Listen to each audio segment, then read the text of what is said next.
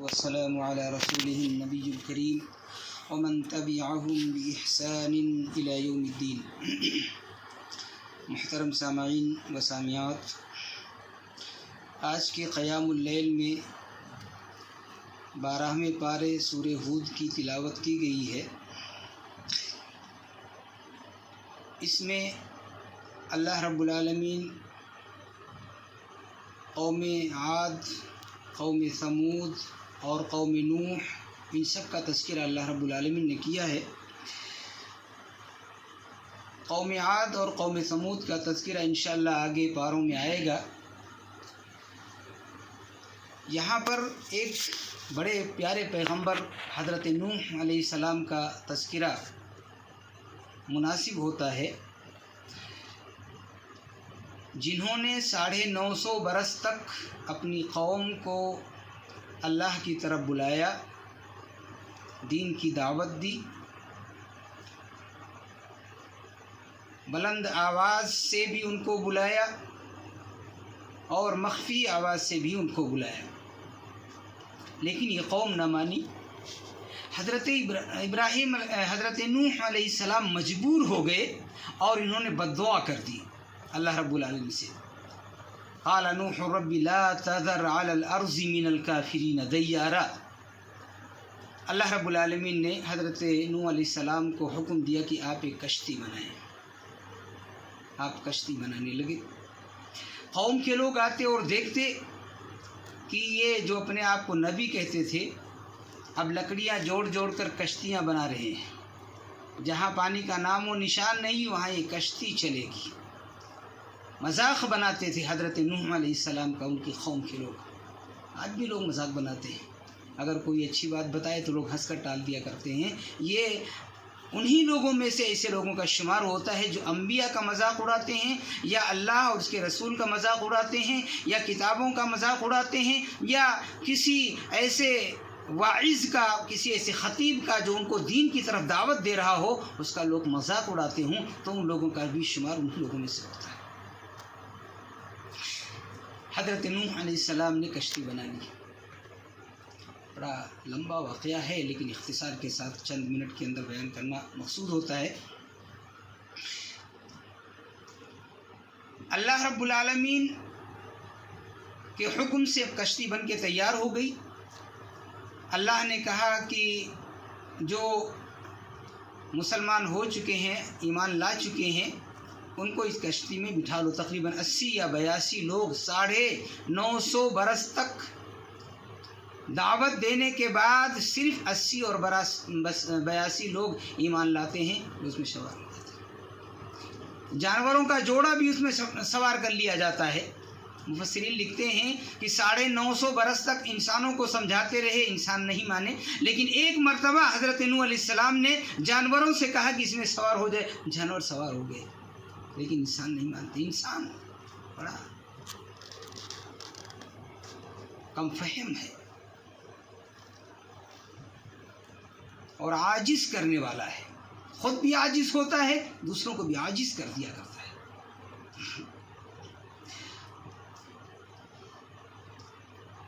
اللہ رب العالمین کے حکم سے عذاب شروع ہوا. وفارت تنور. تنور کس کو کہتے ہیں؟ جہاں سے روٹیاں نکلتی ہیں، کھانے کی چیزیں. روٹی تنور، تنور والی جو روٹی ہوتی، تندوری روٹی جسے کہا جاتا ہے، وہ تنور سے ہی بنتی ہے، نکلتی ہے. وہیں سے پانی نکلنا شروع ہوا اور پھر اس قدر پانی نکلا کہ سب کے سب ڈوب گئے، خاکستر ہو گئے. چند لوگ جو کشتی میں سوار تھے، پانی بڑھتا جاتا تھا، کشتی اوپر ہوتی چلی جاتی تھی. آپ کے بیٹے بھی سوار ہو گئے لیکن ایک بیٹا کنعان وہ سوار نہیں ہوا. حضرت نوح علیہ السلام نے کہا، وہ اسی پانی میں اوپر نیچے ہو رہا تھا. حضرت نوح علیہ السلام نے کہا، یا بنیا ارکب معنا، اے میرے بیٹے میرے ساتھ، ہم لوگوں کے ساتھ سوار ہو جا. ولا تکن مع الکافرین، اور کافروں کے ساتھ مت ہو جا. ایک بات آپ دیکھیں، یہاں پر غور کریں. بہت سارے لوگ ہیں، بہت سارے لوگ مسلمان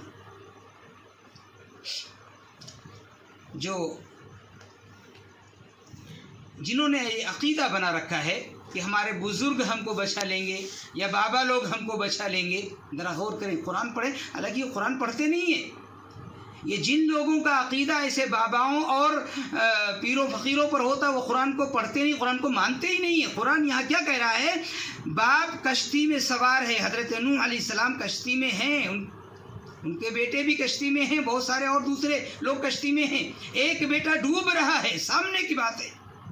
حضرت نوح علیہ السلام کہتے ہیں اب یا تو قرآن کا وہ انکار کر دیں کہ قرآن غلط ہے اور یہ ہمارے پیر ہی صحیح ہیں، یہ جو کہتے ہیں یہی صحیح ہے، تو یہ بات ہو سکتی ہے. حالانکہ ہم تو نہیں مانتے، آپ بھی نہیں مانیں گے اس بات کو، اس لیے کہ قرآن اللہ کا کلام ہے اور اللہ کا کلام کبھی جھوٹا نہیں ہو سکتا.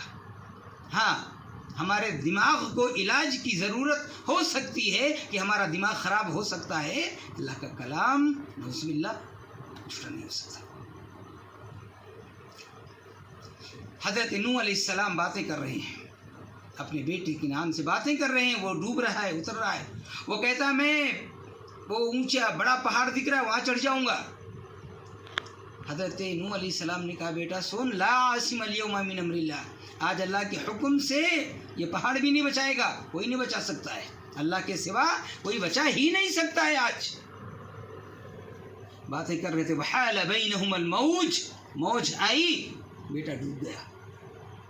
باتیں کرتے کرتے بیٹا ڈوب جاتا ہے.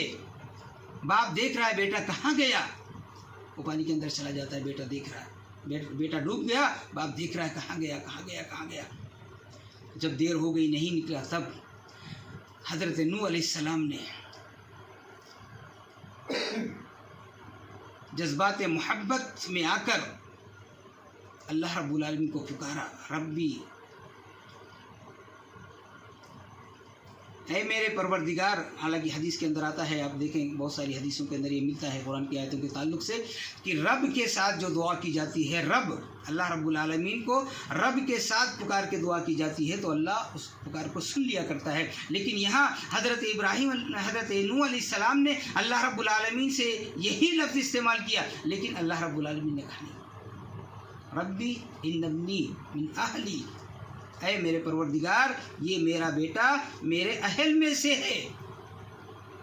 وَإِنَّ وَعْدَكَ الْحَقُّ، اور تیرا وعدہ سچا ہے، تو نے کہا تھا کہ میں تیرے اہل کو بچا لوں گا، یہ بیٹا بھی میرے اہل میں سے ہے. حضرت نوح علیہ السلام اتنے بڑے پیغمبر، حضرت آدم علیہ السلام کے بعد یہ پیغمبر آتے ہیں، اتنے بڑے پیغمبر کو اللہ رب العالمین کہتا ہے یا نوح انہ لیس من اہلک، اے نوح یہ تیرے اہل میں سے نہیں ہے. حضرت نوح علیہ السلام کا بیٹا ہے لیکن اللہ کہتا ہے یہ تیرے اہل میں سے نہیں ہے. کیوں؟ انہ عمل غیر صالح، اس لیے کہ اس کا عمل غیر صالح تھا، یہ اللہ پر ایمان نہیں لانے والا تھا، نہیں لایا، تجھ کو نہیں ماننے والا تھا، نہیں مانا، تمہارے سامنے ڈوب کر مر گیا، تم نے اتنا سمجھایا نہیں مانا. یہ اہل میں سے کیسے؟ اہل میں سے وہی ہوتا ہے جو تمہاری باتوں کو مانتا ہے. ذرا غور کریں، آمنے سامنے بات چل رہی ہے، باپ سوار ہے کشتی میں، بیٹا پانی کے اندر ڈوب رہا ہے، بات ہو رہی ہے اور بیٹا ڈوب جاتا ہے، باپ کچھ نہیں کر پاتا ہے. ریکویسٹ کیا جاتا ہے، اللہ رب العالمین سے سوال کرتے ہیں حضرت نوح علیہ السلام. اللہ رب العالمین کہتا ہے فلا تسألنی ما لیس لک بہ علم، جس چیز کے بارے میں تمہیں علم نہ ہو ایسے سوال نہیں کرنا چاہیے. اللہ اپنے نبی سے کہتا ہے، حضرت نوح علیہ السلام سے. اور آج ہم مسلمان کہتے ہیں یہ ہو جائے گا وہ ہو جائے گا، یہ کر لیں گے وہ کر لیں گے، اس لیے کہ قرآن تو پڑھتے نہیں ہیں. قرآن اصل ہے ہماری زندگی، یہ زندہ نمونہ ایک قرآن ایک زندہ نمونہ ہے. بہت ساری کرامتیں بہت سارے انبیاء کو دی گئیں، یہ قرآن ایک زندہ عجوبہ ہے ہماری زندگی کے اندر. ہم جب قرآن کو پڑھتے ہیں تو پریشانیاں ایسے سروں کے اوپر سے چلی جاتی ہیں، پتہ ہی نہیں چلتا ہے. قرآن اس قدر مفید اور اچھی کتاب ہے، لیکن آج مسلمان اس قرآن کو نہیں سمجھتا ہے، قرآن کو نہیں پڑھتا ہے. اگر قرآن کو پڑھتے ہوتے تو یہ ساری باتیں جو آج کر رہے ہیں نا، ایسی باتیں نہیں کرتے. حضرت نوح علیہ السلام اپنے بیٹے کو نہیں بچا سکے، اور جب بچانے کے لیے اللہ رب العالمین سے سوال کرتے ہیں تو روک دیا جاتا ہے، ٹوک دیا جاتا ہے، ڈانٹ دیتا ہے اللہ رب العالمین. یہ بیٹا تمہارے اہل میں سے نہیں ہے، اس کا عمل غیر صالح ہے. اور پھر حضرت نوح علیہ السلام ربی انی اعوذ بک پناہ مانگتے ہیں، میں ان چیزوں سے پناہ مانگتا ہوں جس کا مجھے علم نہیں اور میں کچھ بات کرتا ہوں. حضرت نوح علیہ السلام جیسے پیغمبر آج ہمارے جیسے چند کتابیں پڑھنے والے بڑی بڑی باتیں کر جایا کرتے ہیں، حالانکہ وہ ڈرتے نہیں ہیں. ان کو تو صرف سامنے بیٹھے ہوئے لوگوں کی خوشی منظور ہوتی ہے کہ یہ لوگ خوش ہو جائیں تو بس یہ بات ہے. حالانکہ ہر مسلمان، ہر مومن کا یہ عقیدہ ہونا چاہیے کہ اس کے عمل سے اللہ رب العالمین خوش ہو جائے. دنیا کے لوگ ناراض ہو جاتے ہیں، پرواہ نہیں، ہو جائیں، لیکن اللہ ہمارے عمل سے خوش ہو جائے. رمضان کے پہلے جو خطبہ دیا گیا تھا اس میں یہی بتایا گیا تھا، ایمانً و احتساباً، احتساب کی بات کہی گئی تھی. اور احتساب میں یہ ہے کہ کوئی بھی ہمارا عمل ہو اگر اللہ کو خوش کرنے کے لیے ہے تب تو اللہ تک پہنچتا ہے، اگر دنیا والوں کو خوش کرنے کے لیے ہے تو عمل بیکار ہوتا ہے، ہباء منثورا، عمل اڑا دیا جاتا ہے، اس عمل کا کوئی وزن قائم نہیں ہوتا ہے. اب دیکھیں، قرآن پڑھیں، قرآن کو سمجھیں اور قرآن کے مطابق عمل کرنے کی کوشش کریں. اللہ انشاءاللہ بہت زیادہ عمل نہ کریں، بہت زیادہ عمل کرنے سے کوئی فائدہ نہیں ہوتا ہے. بہت زیادہ عمل کرنا نہیں، صحیح عمل کرنا اللہ کو مقصود ہے. اب دیکھو، کچھ لوگ ایسے ہیں، اللہ ہمیں اچھے عمل کی توفیق دے، جو لوگ یہ سوچتے ہیں کہ شاید تہجد پڑھنا بہت اچھی بات ہے. ایسی بات ہے، اچھی بات ہے. اب اس تہجد کے لیے لوگ فرض نمازیں چھوڑ دیتے ہیں تو اس تہجد کا کوئی فائدہ نہیں، کوئی فائدہ نہیں. تہجد 5 وقتہ نمازوں کے بعد درجہ رکھتا ہے، بہت بڑا درجہ اس کا. وہ نفل نماز ہے، اس کا بہت بڑا درجہ ہے.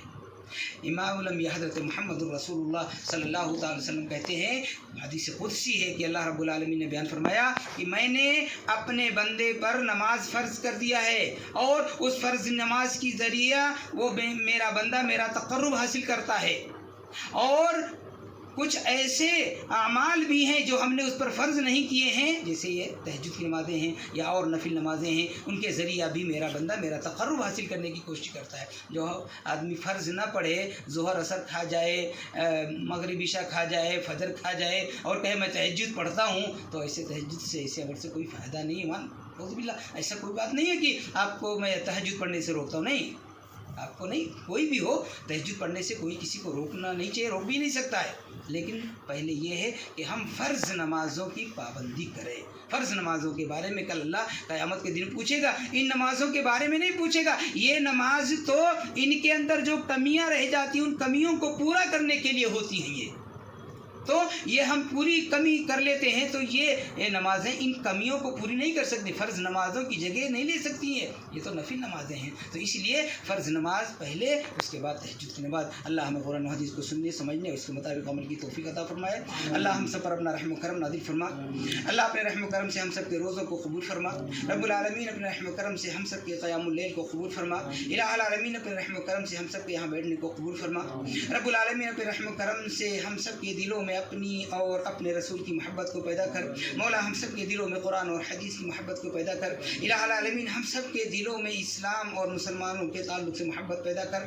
رب العالمین ہم سب کو مل جل کر پیار و محبت کے ساتھ رہنے والا بنا دے. الہ العالمین اپنے رحم و کرم سے ہم سب کے دلوں سے بغض، حسد، کینہ، کپٹ جیسی برائیوں کو دور کر دے.